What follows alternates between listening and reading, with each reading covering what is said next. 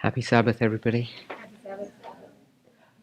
I think we have some new people here that weren't here last night.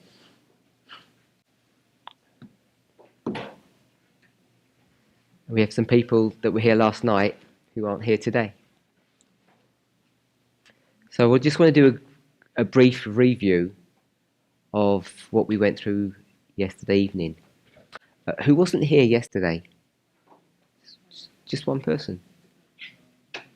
Okay.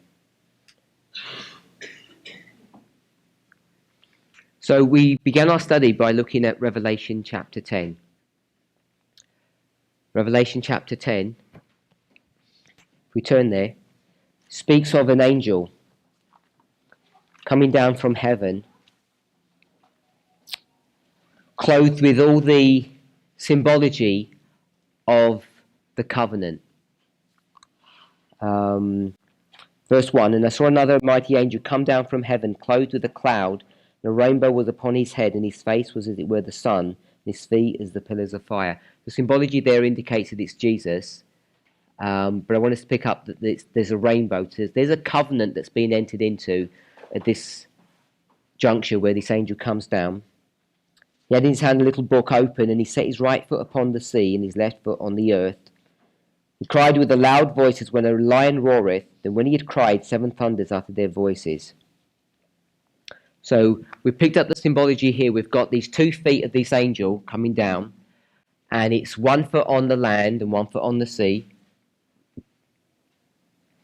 And if we were to turn to manuscript 59, 1900, which is in your study notes, if you've got a study Bible, I should say, it's in there.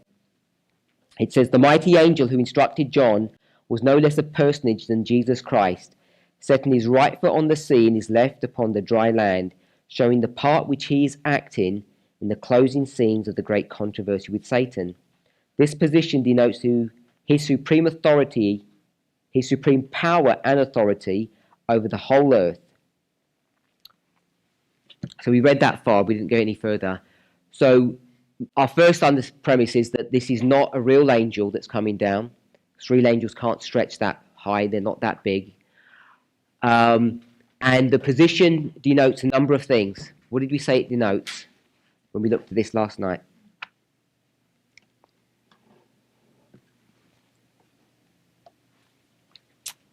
Remember?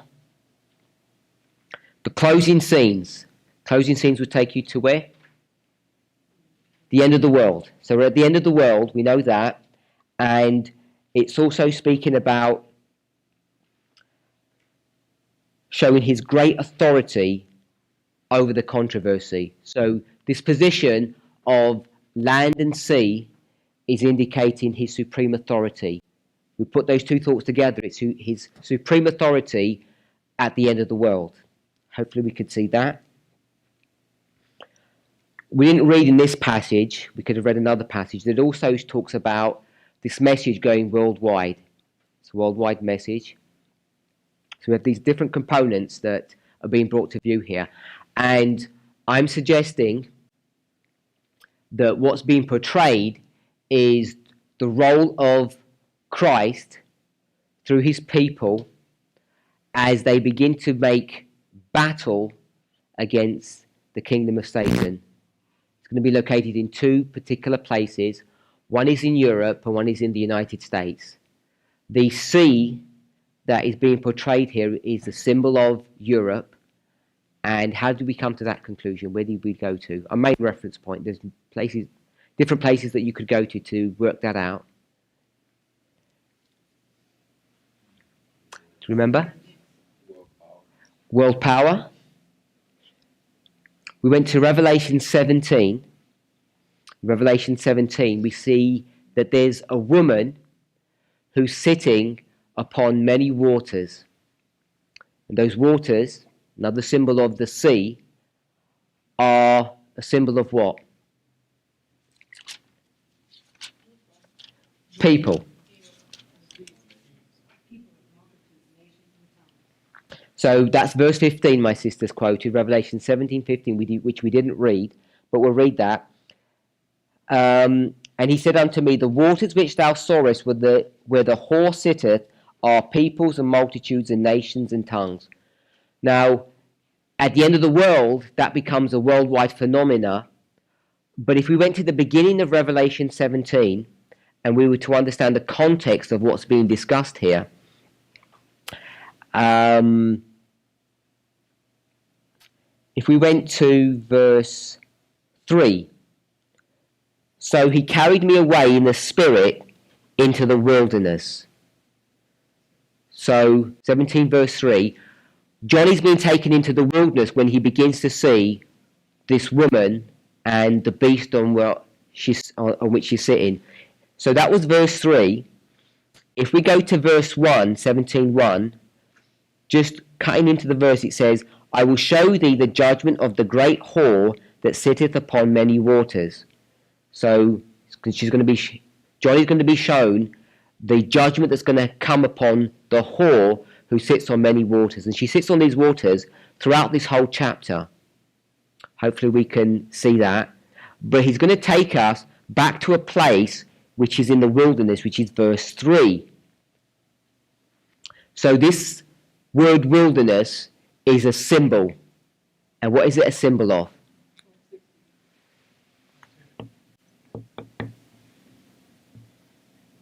So the wilderness is a symbol of the 1260-year papal persecution, and we get that from Revelation chapter 12.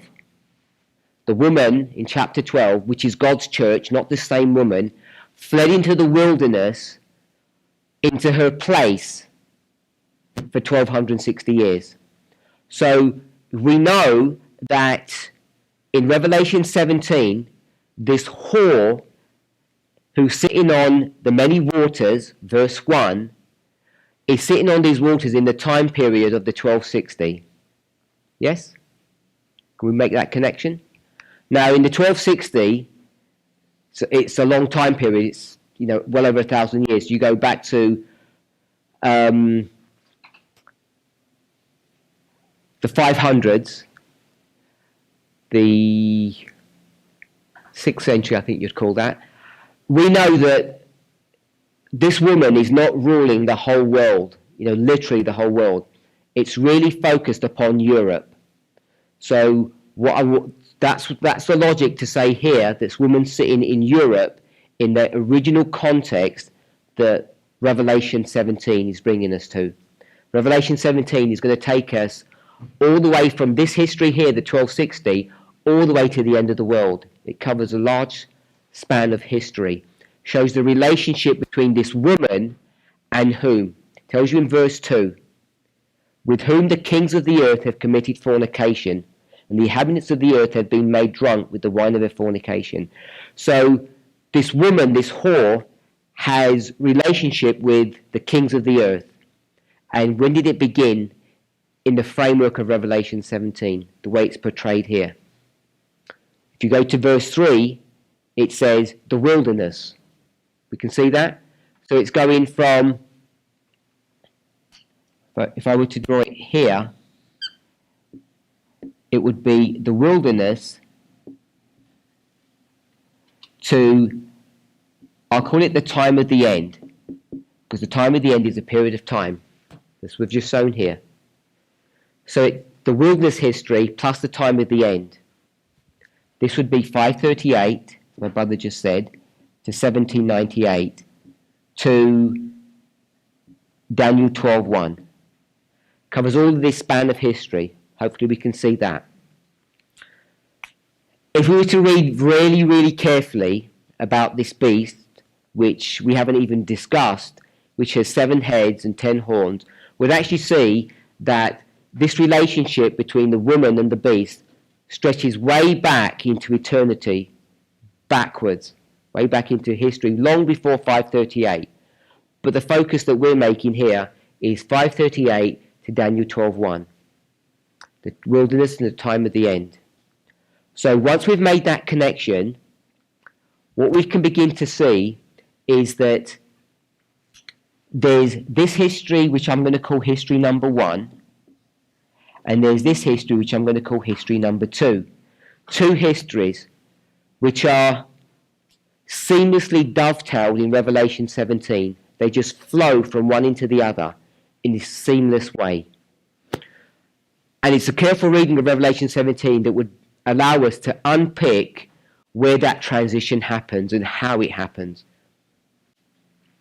So when we looked at this yesterday, we saw that this woman here was sitting on the beast in the 1260, which is Europe. We made that connection. Hopefully we can all remember that. So you can see that this history that I've shown here graphically is this history here, number 1, where she's sitting in the wilderness on top of this beast, the European powers, the kings of Europe. We could see the same imagery being brought to view here on this chart, the 1843 chart. When you get right down to the bottom, the feet of iron and clay, you see it marks here the 10 kingdoms. And if you go and check the history here that's being portrayed, it's the European powers. This is Daniel chapter 7. So we're getting multiple chapters, multiple books, looking at the same story just in slightly different ways.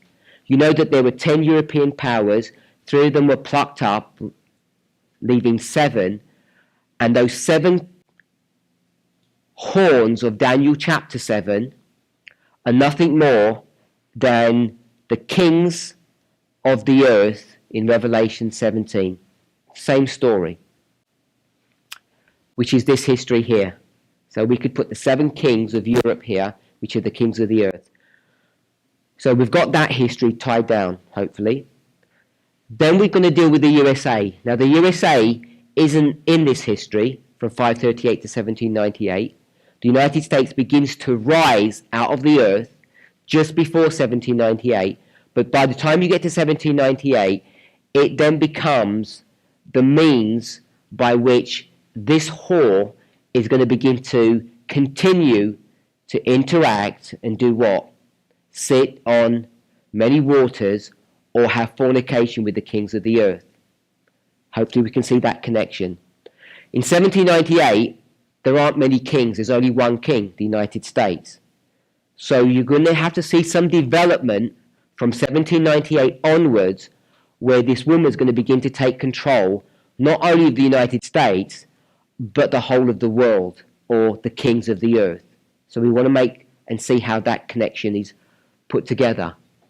But first, here in this history, in 1798, what we're going to see is that she's not going to do this work by herself.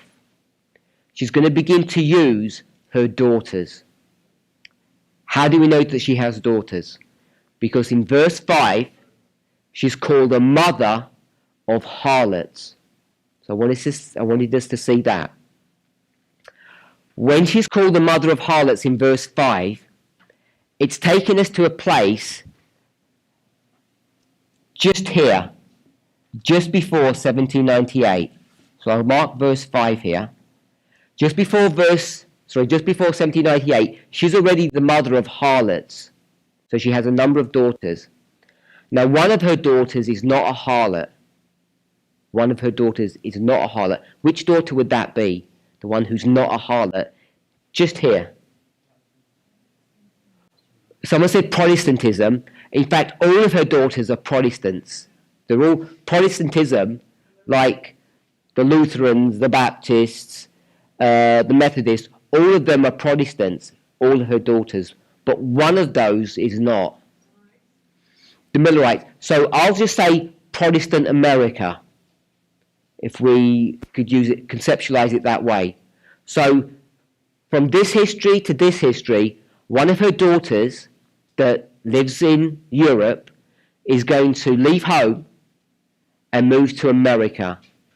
And what's the historical title of the group of people that do that work? What are they called? The Pilgrim Fathers, yes? A chapter is devoted to them, at least one chapter in the Great Controversy. The Pilgrim Fathers. So the Pilgrim Fathers are one of these daughters who jumps ship, if you like, goes from Europe to America to start a new life away from whom? Her mother. They want to leave the mother. because the mother runs a brothel and they want to leave. So if you can conceptualize it that way, so this is Protestant America. It's not so much the Millerites. Sorry? Someone say something? Oh, okay, I thought I heard someone say something. So this is Protestant America that's leaving home. We can conceptualize it that way, but in Revelation chapter 2 and chapter 3, chapter 2 specifically, what's the name of this church? It's called Sardis. Yes? So Sardis is Protestant America that's going to leave Europe. So we made that connection. But in Revelation 17, it's not called Europe, is it? Where this whore operates or rules is not Europe, it's what?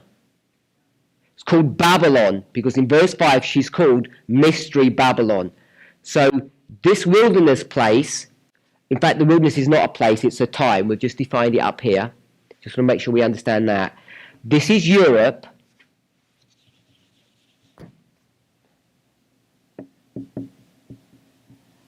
And Europe is being identified as Babylon. So what are the Protestant fathers, so the Pilgrim Fathers, what are they doing? They're leaving Babylon. So as they leave Babylon, they go from Babylon into a different country or into a different land. And we could do a nice study on that to identify what land that they're going to go into. Another way of expressing this same thought, thinking about a totally different history, is we could think of Europe as being the world. Talks about in verse 3, the kings of the earth is the world. So they're going to leave the world and they're going to go to a different country. Now when I say the world, I don't mean literally the whole globe. I'm thinking about worldliness, if we want to express it that way. Now, if we were to go back into the Exodus story, what country or nation would exemplify worldliness? Egypt. So another way of expressing it is that Europe is not only Babylon, it could also be considered as Egypt. So if you go back to the story of Moses, when they leave Egypt, where are they headed to? Canaan, which is the promised land. So it's the land that was designed by God to be given to his people. This was the land of hope and freedom, not subjugation and servitude, which is what Europe had become. They'd become slaves to the system, if we could call it that. So they're going to leave Egypt and they're going to go to the promised land. Now, we can use various terms to use for the promised land, but as my sister said, one of them is this land that was the most glorious country in the world. But how big is the world in the Old Testament? It's not the whole world. It doesn't include Australia and South America. It's the Middle East. Now, if you go to Israel today, it may not look as glorious as it used to because of perhaps climate change. But back in those days, this was one of the most beautiful lands in the known world then. The land of Canaan. The land of? The pleasant land, yes. So they're going to go from Egypt to the pleasant land, or we're going to call it the glorious land. And Ellen White has something to say about the United States, that this land was the place of refuge for God's dispersed people. They flocked to the United States because here they could find religious tolerance. So the United States can now be identified, and we've done it for a long time in this movement, Daniel 11 verse 41, as being the glorious land, the land that God's people fled to.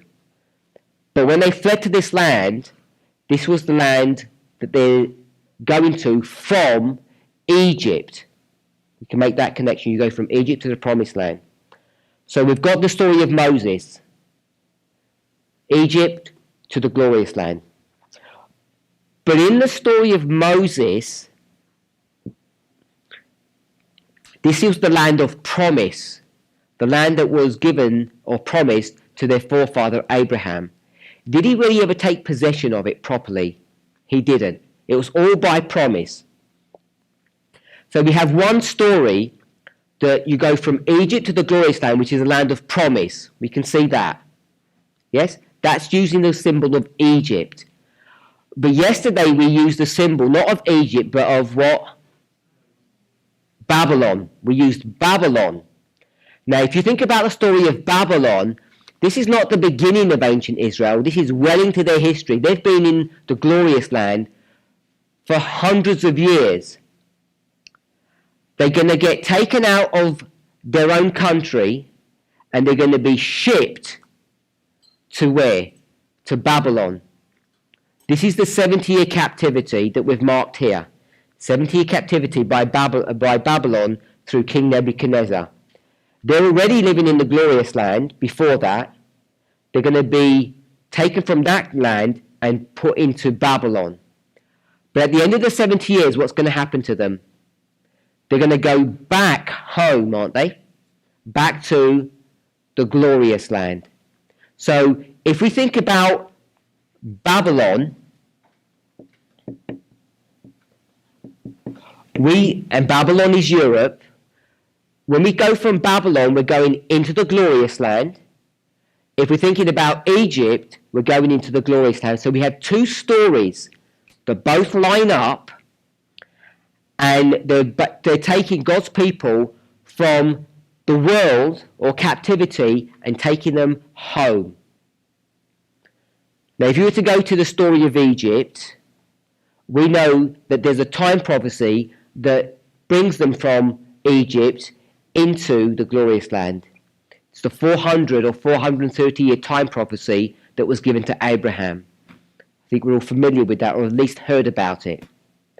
So there's a time prophecy that takes you from Egypt into the glorious land, and there's a time prophecy that takes you from Babylon into the glorious land.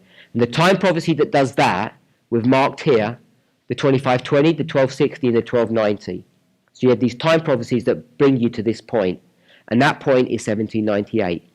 So I want us to be certain and sure that 1798 is a solid waymark that takes you from a position of captivity to a position of freedom. So hopefully we've established that point. If we were to go to Daniel 11, verse 40, this date, 1798, is marked as being the time of the end. So we have a marker here that 1798 is the time of the end. God's people are going to be taken out of captivity into a place of freedom. So the other point that we connected was, if in Revelation 17 verse 5, this woman here who's riding the beast, the kings of the earth, is called Mystery Babylon, and God's people, the Pilgrim Fathers, are going to come out of Babylon and go into the Promised Land, then what are they coming out of? They're coming out of Babylon. So there must be a call to come out of Babylon. And that call to come out of Babylon, we can read very clearly in Revelation 18 verse 4, which says, "Come out of her, Babylon, my people." And so those people who are coming out of Babylon in the year 1798, we can identify as being the Pilgrim Fathers. We've just done that. But Sardis. So Sardis comes out of Babylon. So we made that connection. Hopefully that's relatively clear. But this is Revelation 18 verse 4. And Revelation 18 verse 4 wasn't fulfilled way back here in 1798, was it? It wasn't. So there must be a call that's being made to come out of this system into this system that's being made in 1798. And where would we go to find that call? Where would you go to look for that call? Someone saying, come out of that system and come into this system. Come out of that environment, that situation, into this one. Revelation 14, verses 6 and 7. So in Revelation 14, verses 6 and 7, you have an angel flying in the midst of heaven saying, "Fear God, give him glory, for the hour of his judgment has come." And that's what we've marked here, isn't it? Revelation 14, 6 and 7. It's on the board, 1798.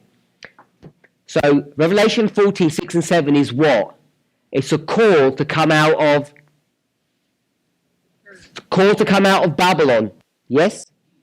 Come out of her, my people. So however we want to look at the words of Revelation 14, 6 and 7, the concept or the principle behind that is to come out of captivity.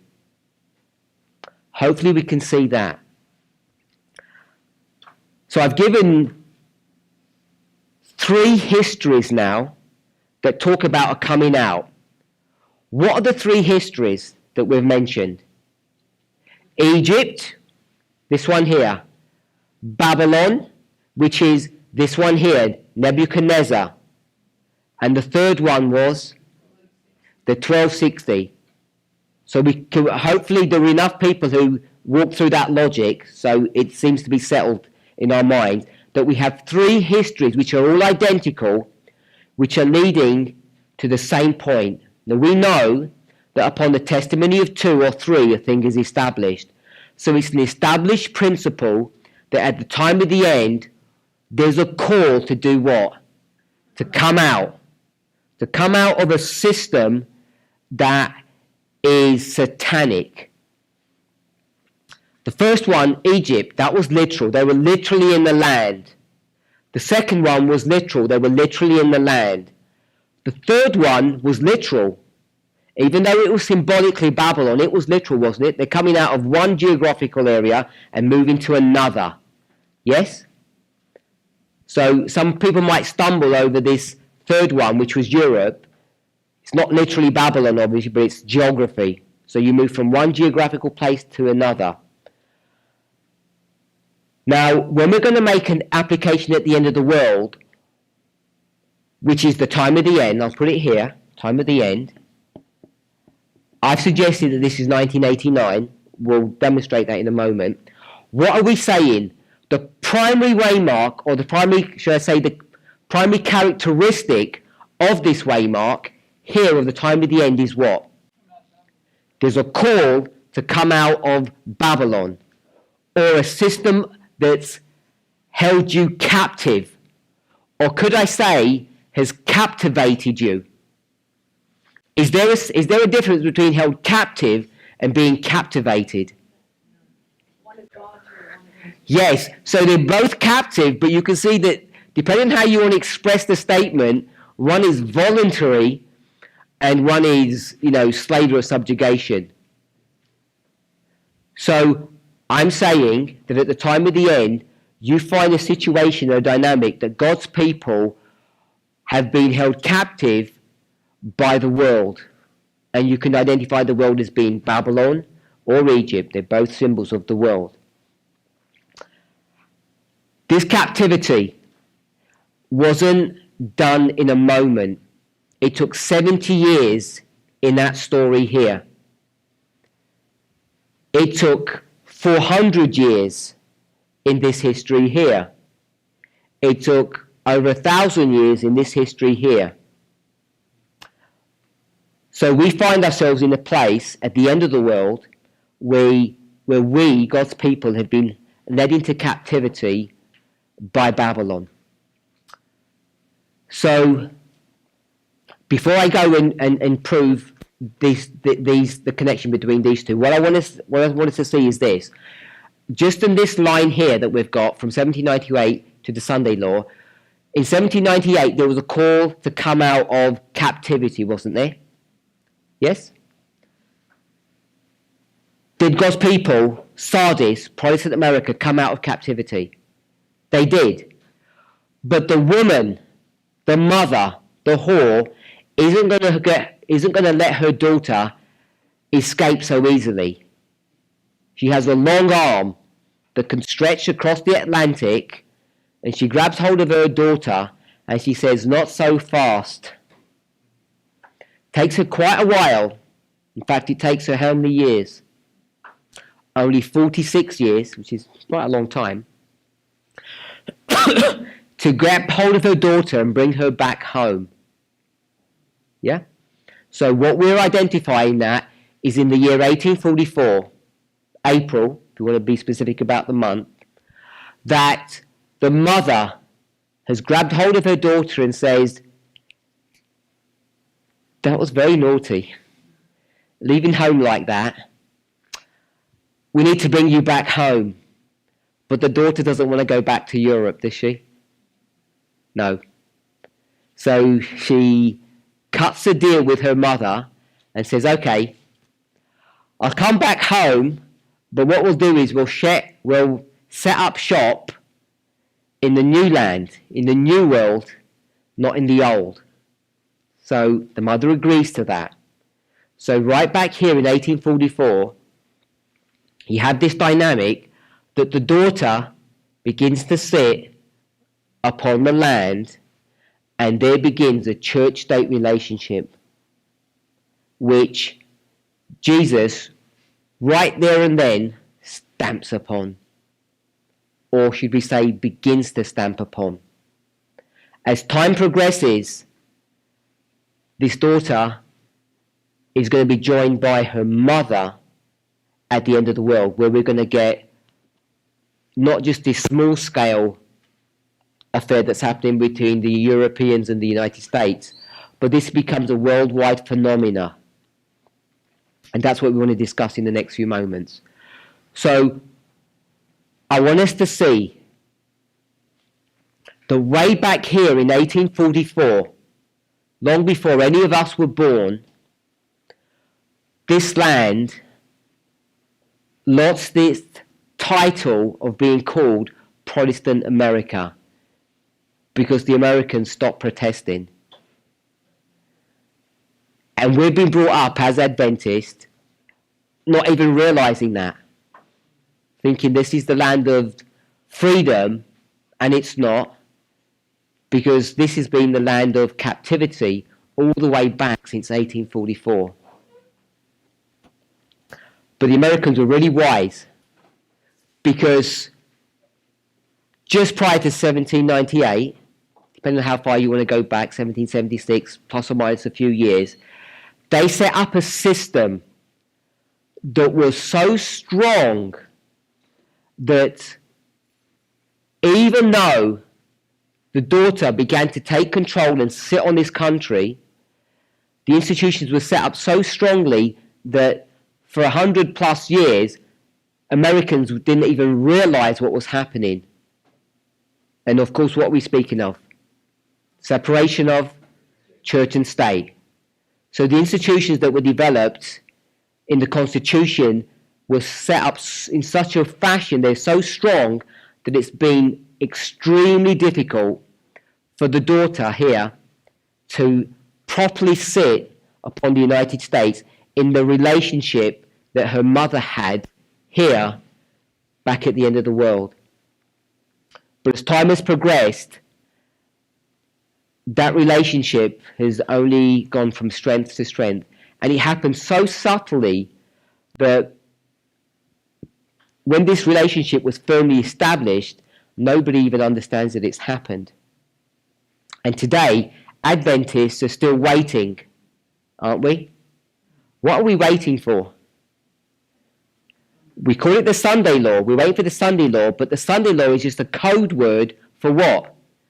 For the church and state, for this relationship. So we're waiting for Protestant America, or as my brother said, apostate Protestantism, to join hands with the United States government to begin to do something.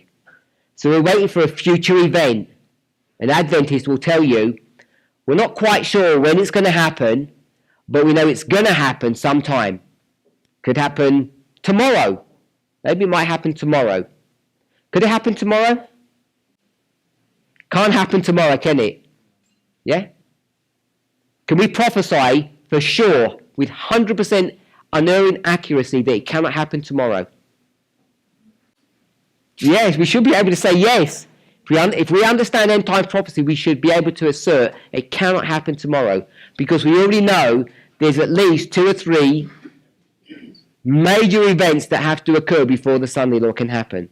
But Adventists are clueless of all of that, and they have no idea it could happen tomorrow, it could happen in 100 years. We have no markers to identify when it's going to happen. But what I want us to see is that what we're expecting, which is the relationship between the church and the state, which is a future event according to Adventists, has already happened. And was it 170 years and counting? Around that kind of number. It already happened 170 years ago. The church and the state got together way back here in 1844, and it's only gone from bad to worse since then. So what we're looking for is not the beginning of this relationship, but the tail end of it. And because we don't realize that or fully appreciate it, we come to grave mistakes in our understanding of end-time prophecy. So that's the first thing I want us to see. So here we have Christ with one foot here upon the sea, stamping them here, again here on the United States, on the land, begin to dealing with the issue that's occurring in 1844, and that history is going to be repeated at the end of the world. How do we know the dynamics that occurred from 1798 to 1844? That's the history that we've got here. And I'm saying that history is this history here. How does it get repeated at the end of the world? What is our logic or our premise to be able to identify how that happens? So Daniel 11:40, seven thunders. So we're going to have to understand both of those concepts. We read about the seven thunders in Revelation 10, if you remember, from verse 3, and we'd go onward. So it's the issue of the seven thunders, and it's the issue of Daniel 11, verse 40. So let's quickly do 11:40. Let's have a look at that.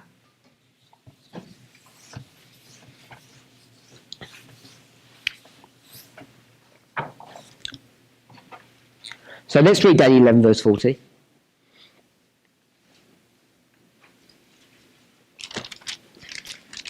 I'm not going to take us to all the Spirit of Prophecy quotes that help us in defining when the time of the end is. But Ellen White explicitly teaches that the time of the end that's been identified here is 1798. So I'm just going to say that as a fact. I'm not going to prove that. And at the time of the end shall the king of the south push at him, and the king of the north shall come against him like a whirlwind, with chariots and with horsemen and with many ships. He shall enter into the countries and shall overflow and pass over.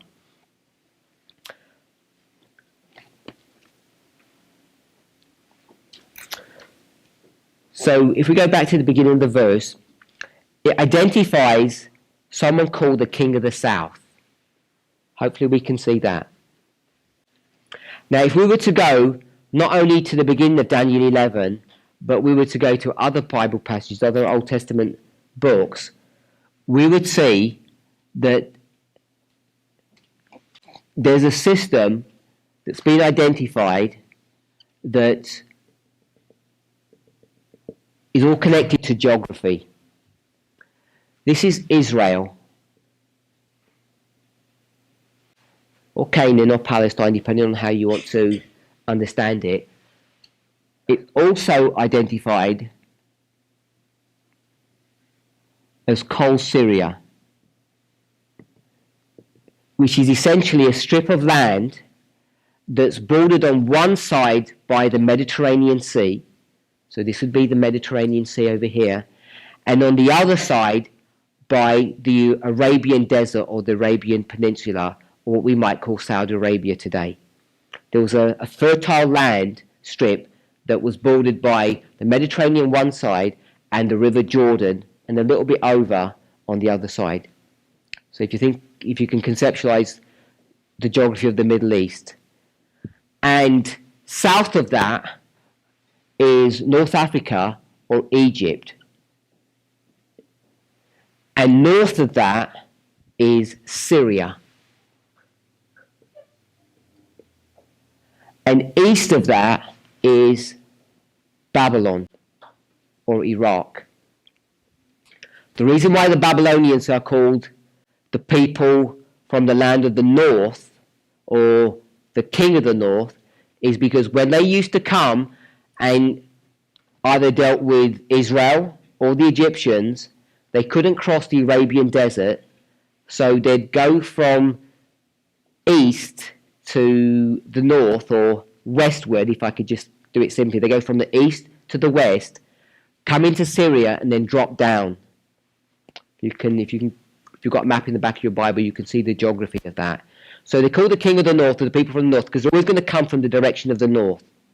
There's a connection between the Syrians and the Babylonians and the Egyptians. So when we think about this terminology that we've just read, the king of the south, in verse 40, we've got the king of the south and we've got the king of the north. Both terms, both phrases, they're all to do with geography. So this is the south and this is the north.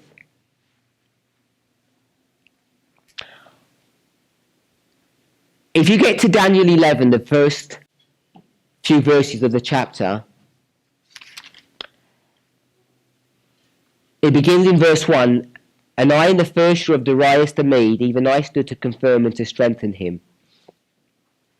So Daniel 11 verse 1, which kingdom is reigning here? This is the Medes and the Persians on a simple level. This is the Medes and the Persians. The Medes and the Persians are the second empire in Bible prophecy. It starts with Babylon, Media, Persia, Greece. Within the next few verses, and we'd probably go to verse 3, "And the mighty king shall stand up that shall rule with great dominion, and he shall do according to his will." Who is this mighty king?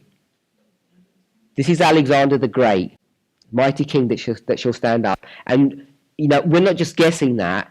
If you went back to Daniel 8, you could see how these symbols all tie together. So from verse 1 to verse 3, it's transitioned from Medo-Persia to Greece. I want us to see that connection. As soon as you get to Greece, we're into verse 4. "And when he shall stand up, his kingdom shall be broken and shall be divided toward the four winds of heaven." So these four winds of heaven is portrayed in a number of different ways. It's here. We can see this leopard creature with four heads, having four wings, all a symbol of Greece. This is the four generals of Alexander the Great. I think we're all familiar with that. And through intrigue and warfare, it goes from four kings or four generals to two. And you end up getting two dynasties. You get the Seleucid dynasty in the north, and you get the Ptolemaic dynasty in the south. And throughout the chapter, this term, king of the south, king of the north, for most of Daniel 11, is dealing with Greece, the struggle between the internal politics of Greece and the rise and fall of those two elements. So we could call this civil war. So if we would describe this as civil war between the northern part of Greece and the southern part of Greece. When I say Greece, I'm not talking about geographically, I'm talking about an empire. So hopefully we can conceptualize that and can understand that. So we know that after Greece, you get pagan Rome. Yep, we know that. Straightforward. So Daniel 11 is going to show us the transition from Greece to pagan Rome. As pagan Rome begins to take over, it's going to have to deal with three geographical areas. What are the three geographical areas? It's on the board. Syria, the promised land or the glorious land, and Egypt. It's going to deal with all of these three. And that history is brought to view in Daniel chapter 8 verse 9, which we won't read.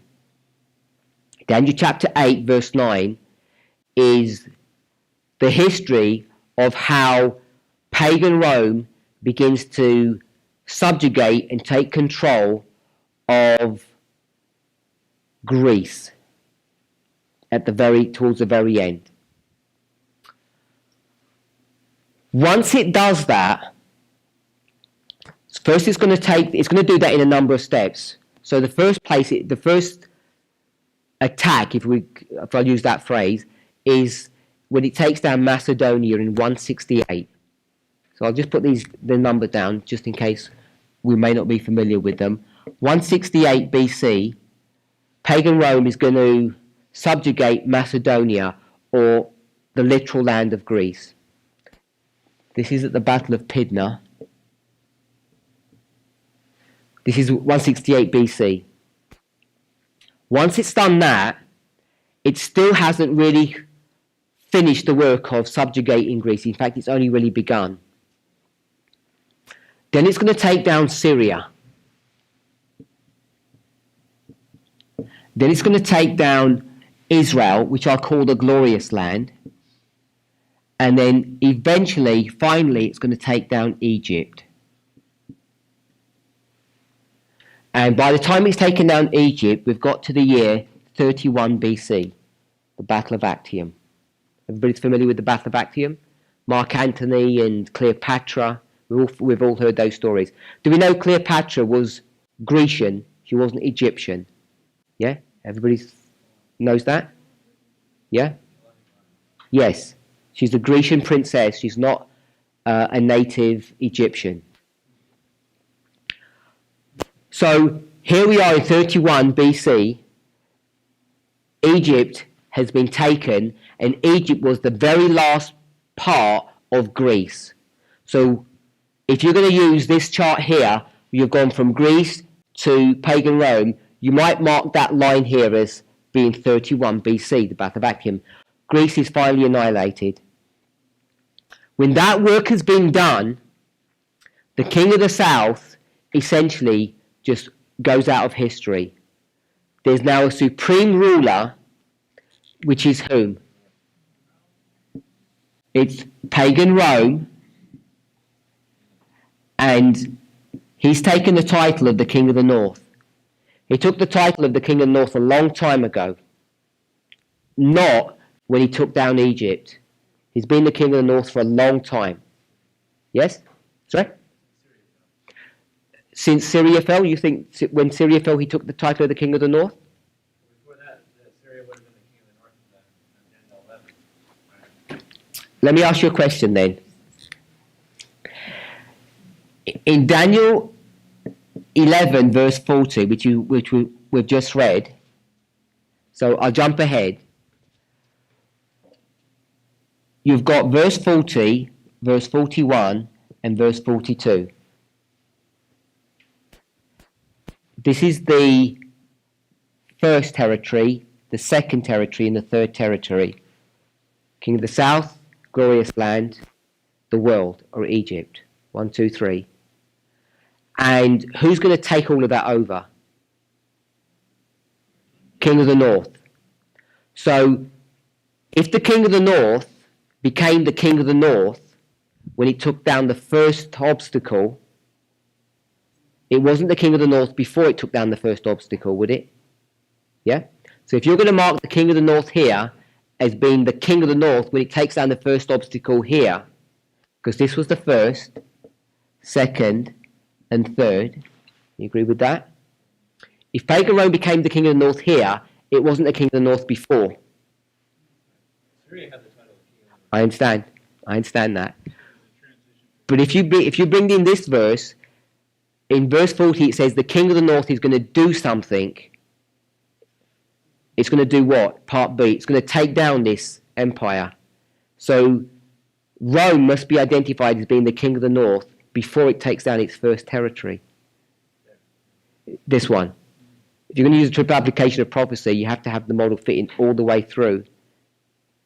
So it would have to have been done here, it would have had to have been done here, and it would have had to also have been done for the papacy.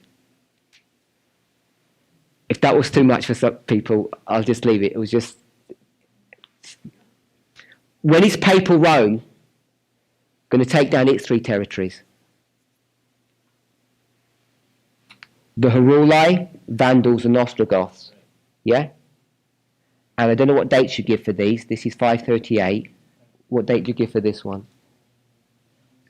4, 7-3? Okay. So when does the papacy become the king of the north? So my sister said 538 here.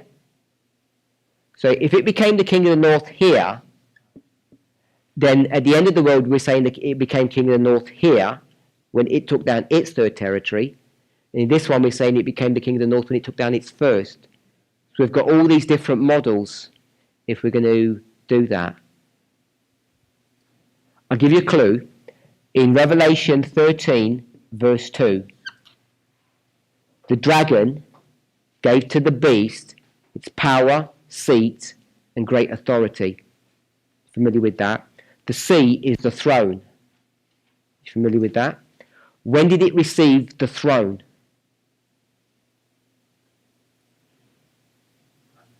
Constantine, 330 AD. So Constantine, leaving the city of Rome, leaving his seat, moves to Turkey, and with that he left his title, the King of the North. So I would say that the papacy became the King of the North in 330 AD, 200 years before it rules supremely. It receives its title long before that. So it receives its title before it actually has the power to. Yes. And if you're going to run that through this history, the words already tell you that modern Rome is already the king of the north before 1989, before it takes down its first territory.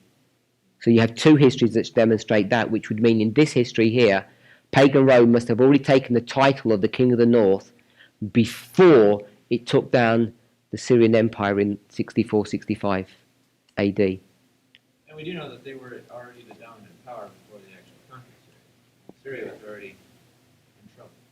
Yeah, they were already what we might call a vassal state when Pompey goes and sorts out the problem that's there. Okay, so sorry about that digression. We've got the king of the north and the king of the south. They're both Grecian. Civil war. By the time you get to 31 BC, this is the Battle of Actium, pagan Rome has totally subjugated the Grecian Empire. So in this picture here, you've got this hard line. Can we see that? In real life, it doesn't work that way. In real life, it takes a long time to transition from Greece to pagan Rome. Well over 100 years.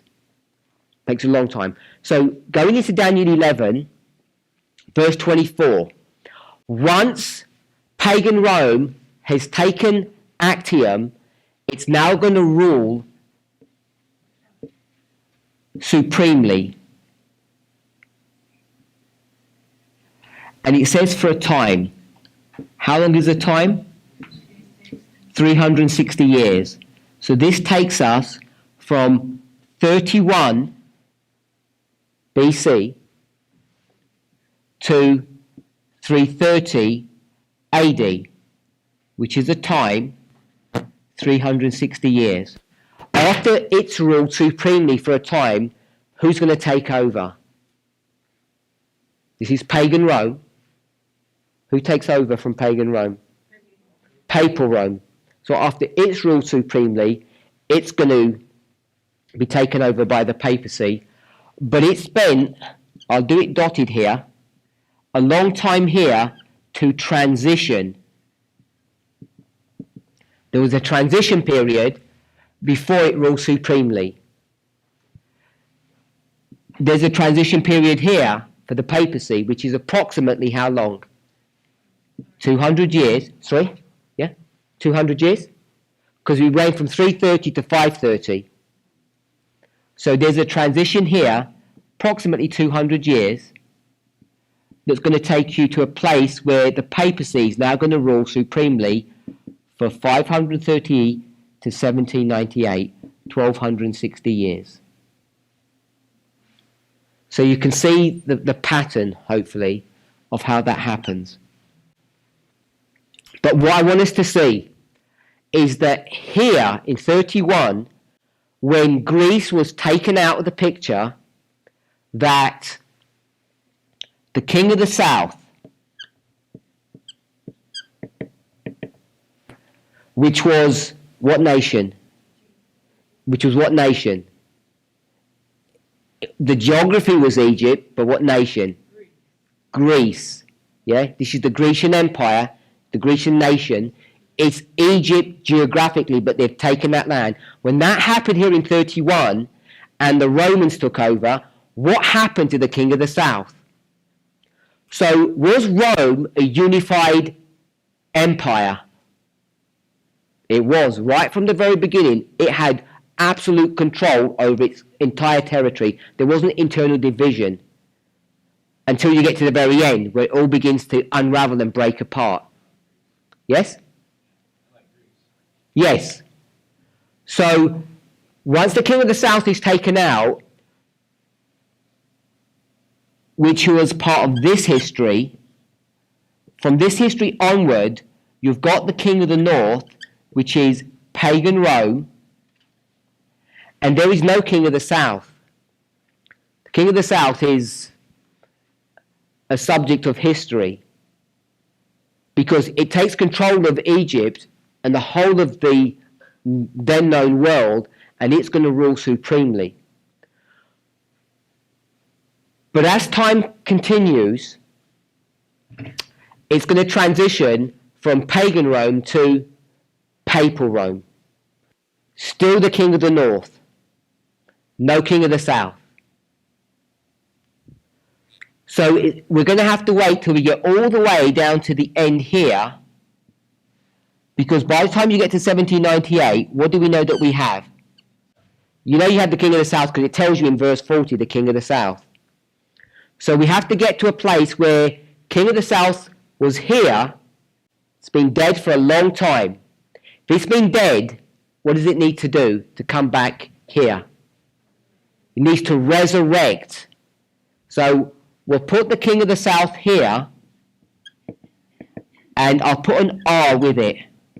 The R representing resurrection. It's the resurrection of the king of the south. Who died here? The king of the south. The king of the south was Greece, but what geography was it? Egypt. So if the king of the south is Egypt, when it resurrects, what's it going to be? Egypt. It has to be Egypt, because if Egypt dies here, it has to resurrect as Egypt, as the king of the south. So now it's still Egypt. So here we are in 1798, and we've got the king of the south that's not been around for an awful long time, is being resurrected. So, is it spiritually Egypt? So it'd be France? Of course, so everything's spiritual. Let's go to Revelation chapter 11.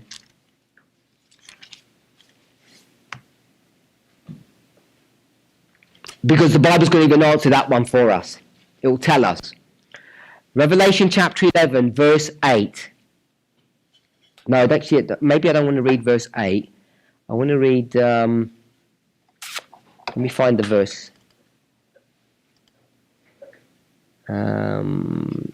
Yes, I found the verse. We're going to read we'll read verse 8 first, because you mentioned the word spiritually. And their dead bodies shall lie in the street of the great city, which spiritually is called Sodom and Egypt. So can we see Egypt? Egypt's brought to view here, and it's spiritually. So it's not literally. So it says the great city. So we've got the great city. And this great city is what? How many cities really is it? 2 cities. It's the city of Sodom, and it's the city of Egypt.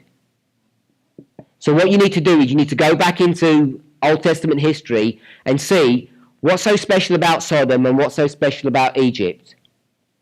What's so unique about them that they're going to be brought to view at the end of the world.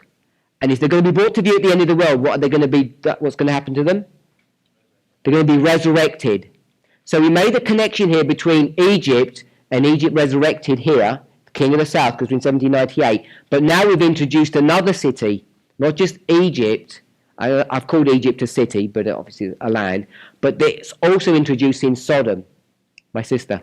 So is it the practices that were done in those cities, like the darkness that was going on? Yes, so we have to see characteristics that were going on in those cities to see what are those, because there's lots of things happening. We have to identify in a succinct way what are the characteristics that would mark Sodom and what are the characteristics that would mark Egypt that we're going to bring into the end of the world in 1798 to make a marker. But we're going to read verse 7.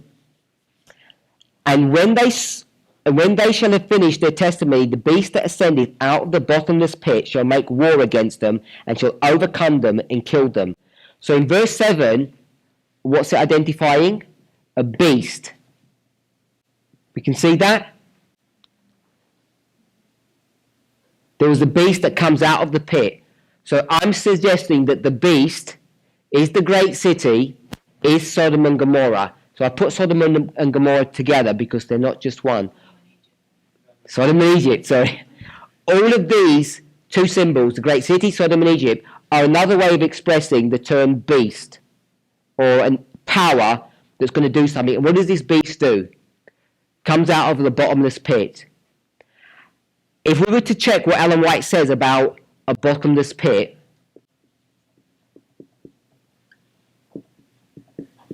what's the definition of what bottomless pit means?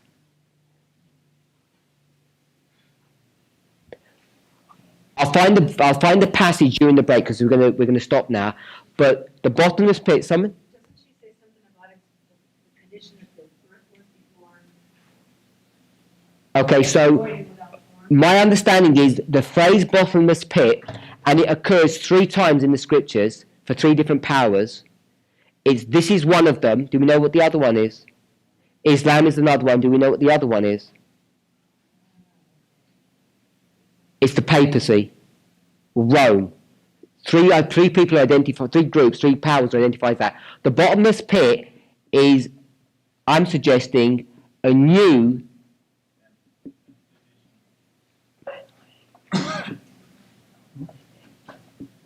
manifestation of satanic power. So that's what I want to identify a bottomless pit as. So I put equals there, so that's what I'm understanding it to be. It's a new manifestation of satanic power.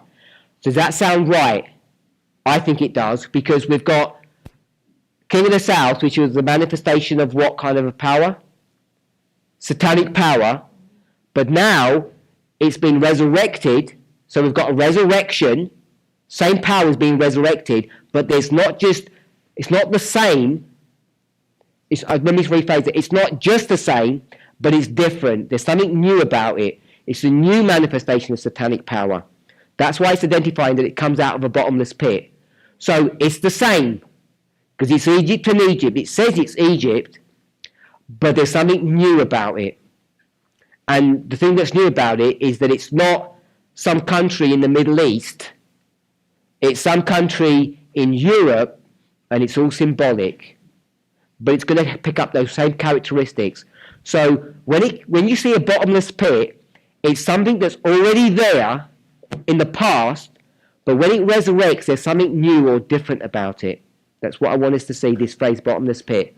So what we're going to identify is that in 1798, the king of the south, Egypt, springs out of nowhere. It's exactly the same as it was before, Egypt, but it's new. It's a new manifestation, and it's satanic. We'll close there, and GC 268.3. thank you.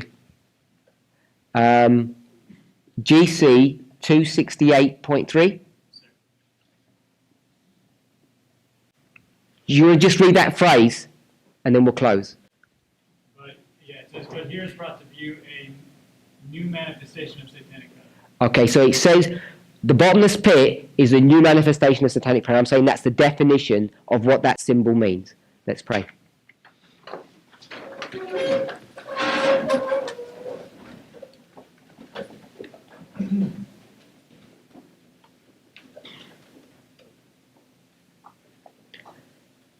Heavenly Father, we thank you for your goodness, your watch care over us. We ask and pray that you would be with us, guide us and bless us as we enjoy fellowshipping on your holy Sabbath day and meditate upon the thoughts and ideas that you are showing us through your word. In Jesus' name we pray. Amen.